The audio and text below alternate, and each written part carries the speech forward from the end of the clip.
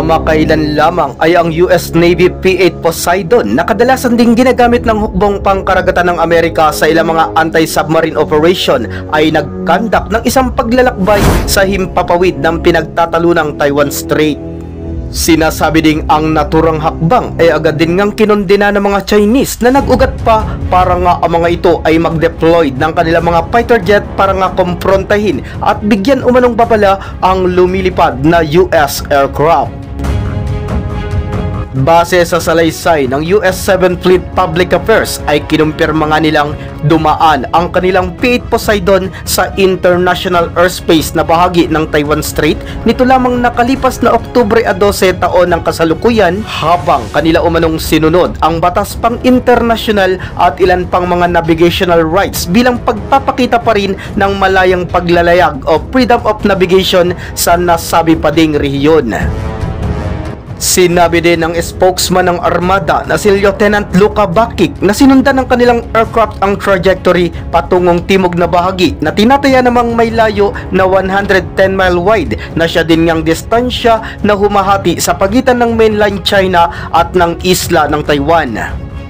Ayon din sa report ay nagsimula ang P-8 Poseidon na pumasok sa East China Sea at ang pinaka naging exit naman ito ay sa parte na ng Timog Dagat China na siya din ngang pinaka naglalarawan para ituring ang paglalayag bilang isa lamang routine transit.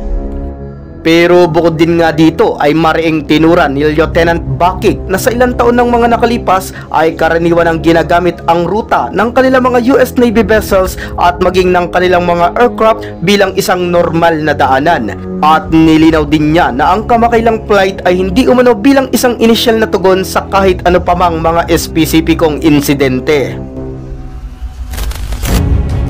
Matatandaang ang Navy ng Amerika ay madalas nang nagde-dispatch ng kanilang mga guided missile destroyers at mga cruisers bilang bahagi ng kanilang regular operation sa parte pa rin ng kipot ng Taiwan. At maging pagdating sa mga paglalayag sa ere ay maaalala din ngang ang pinakahuling pagdaan dito ng P-8 Poseidon bago pa ang insidente nitong Oktubre 12 ay noon pang ang petsa ng July 13 taon ng kasalukuyan na kung saan na nga ay isa din iyon sa mariing prenotesta ng pwersa ng mga Chekwa.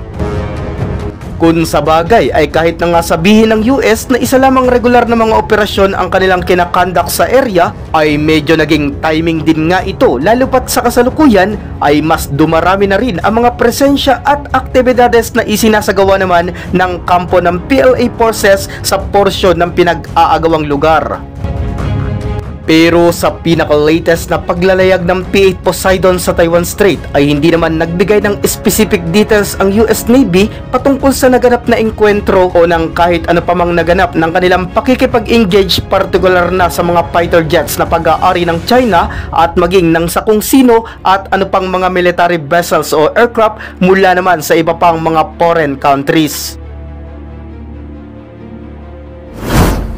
Subalit kung ang Amerika ay walang ang malinaw na binanggit ukol sa insidente ay pagdating naman sa panig ng Beijing ay sobrang nga nila itong dinamdam at agad na nag-react ng labis-labis.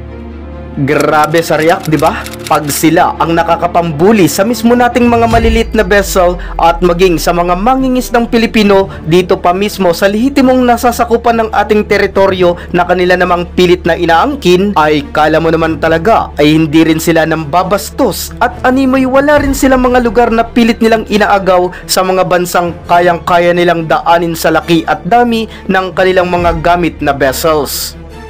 Talagang mapapakuyom na lang din talaga ang palad mo lalo pat iyong naoobserbahan na ang bansang malaki na malakas ding mangangkin ng hindi sa kanila ay napakadepensibo rin pala kapag sila na ang nababastos at wari inaagawan ng karapatan sa kinakanya nilang area. Dito ay masasabi na rin talagang totoo ang kasabihan na ang isang mahilig man lamang ay galit din sa kapwa ng lalamang. Well, balik tayo sa naturang pagresponding isinagawa ng mga Chino laban sa US aircraft na dumaan sa Taiwan Strait. Ayon sa isang written statement na nagmula naman sa PLA Eastern Theater Command spokesperson na nagngangalang si Army Senior Colonel Shi, ay matindi nga nitong kinondina ang latest na paglipad o pagdaan ng nasabing US anti-submarine warplane sa inaangkin nitong kipot. Isinadin nga doon ng naturang Chinese colonel na isa umanong provocative move ang ginawang ito ng US at tinugurian pa ng Chinese military na isa ngang public hype ang nangyaring latest na paglipad ng P-8 sa Taiwan Strait. Pero bukod sa salaysay ay according pa rin kay Xi ay agaran din daw silang nag-deploy ng kanilang mga warplanes para nga itrack at hanapin ang nanghimasok daw na aircraft ng Amerika kasunod ng ilan nilang mga legal at regulatory protocol. Sa huli ay matatag din ngang sinabi ng PLA spokesman na handa lagi ang kanilang Eastern Theater Command para nga umano protektahan ang kanilang soberanya pati na ang seguridad at ang stability ng partikular na rehiyon. Oo, sabihin na nating tama naman ang aksyon ng mga Chekwa na kumilos para sa seguridad ng kanilang nasyon. Yun nga lang ay magiging applicable lang din ang mga hakbang ito sa kung ang lugar na kanilang ipinaglalaban ay sa kung talaga nga bang legal na sakop ng kanilang EEZ o kaya'y lihitimo din ngang kinikilala ng pandaigdigang komunidad bilang nasasakupan talaga ng kanilang teritoryo. Sa kabila ng sinasabi ng China na nanghimasok sa kanila ang P-8 Poseidon ng US ay maging ang panig ng Taiwan's Defense Ministry ay nagsalita na rin at ayon naman sa kanilang masusing pag-oobserba sa naging sitwasyon ay kinumpirma naman nilang normal lang ang naging ruta na binaybay ng aircraft ng Amerika lalo pat sa paglipad nito patungong northward hanggang sa marating nito ang kipot ay nanatili nga lang daw sa tinatawag na median line ang P-8 Poseidon ng bansang Amerika.